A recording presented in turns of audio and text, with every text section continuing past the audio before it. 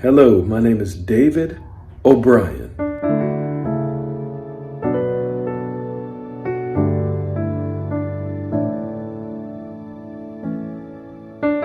And I'm here for your success in the areas of purity.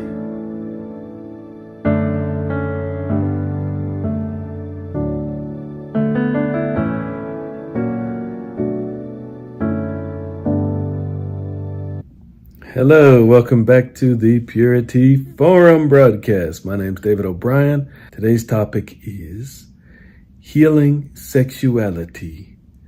The subtopic, you will recover. Now, I'm speaking only to some people now, but everyone can feel free to listen if you're listening respectfully, of course, and with compassion and care for people. If you are a bull in a china shop and you like exerting your own strength and religious strength perhaps, or supposedly moral superiority, a police, like you're the moral police, if you like exerting that kind of strength, bull in a china shop, exit, leave. You're not welcome here. Do not stay in this broadcast. Bye. And please no comments. Okay? So love you, but go. All right. Now, if you are one who your sexuality is fragile, meaning you're in a bit of a marsh. You're walking the line. You're walking in an environment. And you're walking the danger line. And that always pretty much includes either the media, electronic media, modern media, and or people. You're getting around the wrong people who make light of the abuse of sexuality, meaning jumping into things too quickly. Before marriage, God created marriage. He created it for a reason. Marriage is a wonderful thing when done right. Wonderful. But if you're around people who you know it's not the direction to go, you know it's a bit shaky, you know it's like a marsh, and you didn't fall directly into the sludge, but you're walking on, your steps aren't solid. You should listen to this also, because you need to know that there's a cliff that you can suddenly tumble off of if you go the route of mainstream United States, unfortunately, as far as the media, just the entertainment, and I'm not here to blame them or anybody else. Often I won't even get into that. I'll just tell you this, that there is a cliff that if you're not careful, if you don't turn back, change your environment, your friends, your people you're around, the messaging you're allowing into your brain to focus on what God has prepared for you and people through you. You have a plan, a calling, a mission, and it is pure. In other words, you can walk it without the distractions, the environments of temptation and going off the cliff, okay? So you don't have to get your head caught in the thicket. You don't have to mentally go off the cliff, meaning you don't have to get into what really is a drug and an addiction, and that's pornography or the like. It's not just the so-called pornography. It's just abusing sexuality and using video, and it's an evil thing. So you don't have to go there either.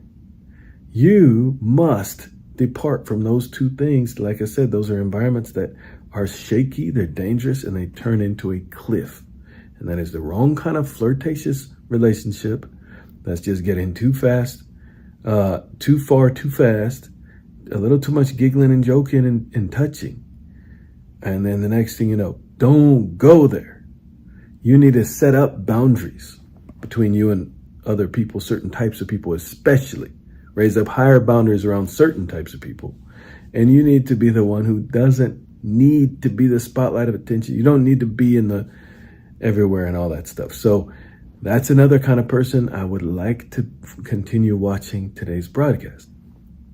Now, if you have full on taken the drug of abusive sex, in other words, illicit sex, in other words, sex with people you're not in a covenant with. Marriage is a covenant. It means to the death, not really the death, but for life, for eternity. You're together. So you give each other, you give yourself to the other person, and then that opens the door for the sexuality part only. It's not allowed before that. Not when you're engaged, not when you're just like the person, or boyfriend, girlfriend, supposedly. Where do these terms came? They're not the path that God created. God's path works for people because he loves people. So that's why I'm here as the freedom and purity doctor, to teach you a few things that you probably aren't even hearing elsewhere or very many places.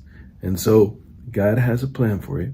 And it is basically, if you went the route of taking sex, or the abuse of sex as I call it, as a drug, and you just put it into your system, you just let whoever use you, or you really went after to use whoever would let you use them, then you've been infected. But here's the good news.